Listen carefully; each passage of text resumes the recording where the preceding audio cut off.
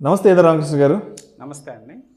Sir, either Ramakrishna గారు, మార్కెట్లోకి కొత్తగా అడుగుపెట్టి ఇన్వెస్ట్ చేద్దాం అనుకున్న వాళ్ళ ఆలోచన ఎలా ఉందంటే, మార్కెట్ ఆల్ టైమ్ హైలో ఉంది కదా, సో మరి ఇన్వెస్ట్మెంట్స్ అనేవి ఇప్పుడు స్టార్ట్ చేద్దామా, లేదంటే కొద్ది రోజులు మార్కెట్ బాగా పడే వరకు వెయిట్ చేసి మరి మార్కెట్ పడ్డప్పుడు ఎంటర్ అవుదాం అంటూ రెండు రకాల ఆలోచనల్లో డైలమాలో ఉన్నారు. అంటే మార్కెట్లోకి ఎంట్రీ ఆల్ టైమ్ హైలో ఉన్నప్పుడు ఎంటర్ అవుదామా, లేదంటే కొంత టైమింగ్ చూసుకొని మార్కెట్ పడ్డప్పుడు మార్కెట్లోకి ఎంటర్ అవుదాం అంటూ ఈ రెండు రకాల ఆలోచన ధోరణిలో ఉన్నారు. మరి కొత్తగా మార్కెట్లోకి వద్దాం అనుకున్న వాళ్ళకి మరి మార్కెట్ టైమింగ్ని ఎలా క్యాష్ చేసుకోవాలి అనే దానికి ఈదర్ రామకృష్ణ గారు ఏం చెప్తారు?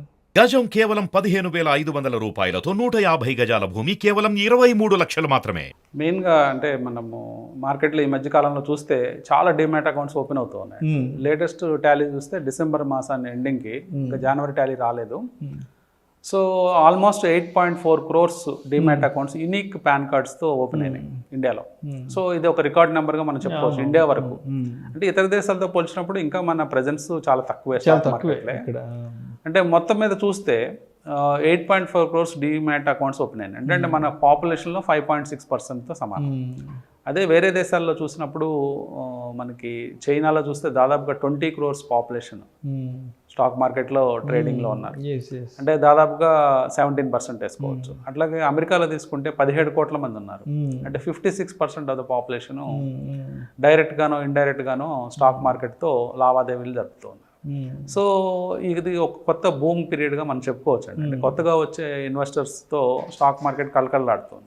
కానీ చాలా డౌట్స్ మీరు అడుగుతున్నట్లు చాలామంది వ్యక్తపరుస్తూ ఉంటారు. టైమింగ్ ఎప్పుడు చేయాలి, టైము అంటే మార్కెట్లో ఇది రైట్ టైమా, ఎంట్రీ పాయింట్ ఎప్పుడు తీసుకోవాలి. ఇప్పుడు 22,124 అనేది ఆల్ టైమ్ హైగా రికార్డ్ అయింది. ఆ నెంబర్ ఈ రోజు కూడా ఫిబ్రవరి సెకండ్ డే బడ్జెట్ అయిపోయిన నెక్స్ట్ డే కూడా మళ్ళీ ఆ పాయింట్ టచ్ అయ్యి డబుల్ టాప్ ఫార్మేషన్ అయ్యి తర్వాత వెనక్కి రావడం చూస్తున్నాం మనం. సో మార్కెట్లో కంగారు ఉంటుంది. సో డబుల్ టాప్ ఫార్మ్ అయింది కాబట్టి మార్కెట్ పడిపోతుందా, సో నేను ఎట్లాంటి టైంలో ఇన్వెస్ట్ చేయాలి, బాగా పడిపోయినప్పుడే చేయాలా లేకపోతే ఇప్పుడు కూడా చేయొచ్చా, ఇలాంటి డౌట్స్ అనేది వెంటాడుతూ ఉంటాయండి. అంటే మనం ఓవరాల్ ఎన్విరాన్మెంట్ చూద్దాం. ఎకానమీ చూసినప్పుడు ఎకానమీ గ్రో అవుతూ ఉంది. మీకు ఎయిర్పోర్ట్స్లో ఖాళీ లేవు, 5-star హోటల్స్లో ఖాళీ లేవు, బస్సులు ఖాళీ లేవు, ట్రైన్స్ ఖాళీ లేవు, ఏది ఖాళీ లేదు. ఈవెన్ రోడ్ల మీదకి వెళ్ళినా కానీ ఖాళీ లేవు. కనీసం ఒక ఫుట్పాత్ మీద నడద్దా అంటే కూడా గ్యాప్ లేదు. అంటే ఎకానమీ చాలా రాబస్ట్గా పెరుగుతూ ఉంది. సో ఇప్పుడే మనం $4 trillion ఎకానమీ మాట్లాడుతున్నాము. రాబోయే 2-3 సంవత్సరాల్లో 5 trillion, అలాగే 2030 అంటే 2030 సంవత్సరానికి దాదాపుగా $7 trillion ఎకానమీకి వెళ్ళిపోతున్నాం. అంటే 2030కి $7 trillion ఎకానమీకి వెళ్ళామంటే మన stock markets total market capitalisation కూడా $7 trillion వెళ్ళిపోతుంది. జనరల్గా 1:1 మెయింటైన్ చేస్తూ ఉంటుంది stock market. So $7 trillion economy అంటే మార్కెట్ క్యాపిటలైజేషన్కి వెళ్ళామంటే దాదాపుగా ఇప్పుడున్న షేర్స్ అన్ని ట్రిపుల్ అవ్వాలి. చాలా మటుకు షేర్స్, ఇండెక్స్ షేర్సే దాదాపుగా 90% గ్రోత్ చూపించాలి 2030 కల్లా. అంటే మార్కెట్లో చాలా ఉత్సాహం కనిపిస్తూ ఉంది. సో గవర్నమెంట్ పథకాలు కూడా అలాగే ఉన్నాయి, అలాగే ఆ డైరెక్షన్లోనే వెళ్తూ ఉన్నారు. సో ఈ ఆపర్చునిటీ పట్టుకునేటప్పుడు చిన్న సంశయం ఏంటంటే నేను రాంగ్ టైంలో ఎంటర్ అవుతున్నామని ఒక భయం ఉంటుంది. అది సర్వసాధారణం. సో దీనికి ఏం చెప్పచ్చు అంటే మనం గత వీడియోలో కూడా చేసాము కొన్ని. అంటే స్టాక్ మార్కెట్లో ఎలా ఇన్వెస్ట్ చేయాలి, ఫండమెంటల్స్ ఇన్వెస్టర్స్ ఎలాంటి రూల్స్ ఫాలో కావాలన్నప్పుడు మనము టైం గురించి మాట్లాడినప్పుడు మనము ఒక రింగ్ ఫింగర్ గురించి మనం మాట్లాడటం జరిగింది. అంటే రింగ్ ఫింగర్ అంటే మనము లాంగ్ టర్మ్ అసోసియేషన్కి భావిస్తూ ఉంటాం. అంటే ఒక రిలేషన్షిప్లో లాంగ్ టర్మ్ ఉన్నాడు, అట్లాగే స్టాక్ మార్కెట్లో కూడా ఒక లాంగ్ టర్మ్ రిలేషన్ ఉండాలి. అంటే ఆ ఫింగర్ని గుర్తుపెట్టుకున్నప్పుడు మనకు తెలుస్తుంటుంది. అంటే మనము లాంగ్ టర్మ్ ఉండాలి కానీ టైమింగ్ అనేది ఇంపార్టెంట్ కాదనేది, అంటే టైమింగ్ చేయటం అనేది ఇంపార్టెంట్ కాదనేది మనం అర్థం చేసుకోవాలి. అంటే మనం ఎక్కువ కాలం కనుక మార్కెట్కి టైం ఇచ్చినట్లయితే మీరు మార్కెట్లో డబ్బు సంపాదించే అవకాశం ఉంటుందండి. సో మీరు మార్కెట్కి కేవలం నేను టైం చేస్తానంటే మాత్రం కొన్ని సందర్భాల్లో ఫెయిల్ అయ్యే అవకాశం ఉంటుంది. షార్ట్ టర్మ్లో కొంత ఇబ్బంది పడే అవకాశం ఉంటుంది. కానీ టైం ఇచ్చిన వాళ్ళు మార్కెట్లో సక్సెస్ అవుతారు. అంటే లాంగ్ టర్మ్ అంటే ఎక్కువ కాలం మార్కెట్కి కనుక టైం ఇస్తే మీకు మార్కెట్ రివార్డ్ చేస్తుంది. సో కొంతమంది అపోహలో ఉంటారు, ఎక్కువ డబ్బులు ఉంటే ఎక్కువ సంపాదించవచ్చేమో మార్కెట్లో అని. అది కూడా పొరపాటే. మార్కెట్లో ఎక్కువ డబ్బుల కంటే మీకున్న డబ్బులు ఎంతైనా కావచ్చు, తక్కువైనా కావచ్చు. సో అమౌంట్తో సంబంధం లేకుండా మీరు మార్కెట్ కనుక ఎక్కువ టైం ఇస్తే ఎక్కువ డబ్బులు సంపాదించే అవకాశం ఉందండి. సో దీనికి రీసెంట్గా ఒక ఎగ్జాంపుల్ నేను ఏం చెప్తానంటే, మోనికా హలన్ అని ఒక జర్నలిస్ట్ ఉన్నారు. ఆవిడ లెటెస్ట్ స్టాక్ మనీ అనే ఆథర్ కూడా బుక్ రాశారు కూడా.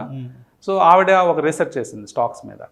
సో ఒక దురదృష్టవంతుడైన ట్రేడర్ని అంటే ఇన్వెస్టర్ని గుర్తించిందండి. అంటే ఇదంతా హైపోథెటిక్గా అంటే ఒక ఊహగా అంటే అనుకొని, ప్రతి సంవత్సరం మార్కెట్ ఒక హై రికార్డ్ అవుతుంది కదా, అదే రోజు ఎవరైనా కొంటే షేర్స్ ప్రతి సంవత్సరం గత 30 సంవత్సరాల్లో ఒక వ్యక్తి గత 30 సంవత్సరాల నుంచి ఆ సంవత్సరం హైయెస్ట్ పాయింట్లో, ఇండెక్స్ హైయెస్ట్ పాయింట్లో ₹1,00,000 కనుక పెట్టుబడి పెట్టినట్లయితే ఏం జరిగిందో ఆవిడ చూడటం జరిగింది.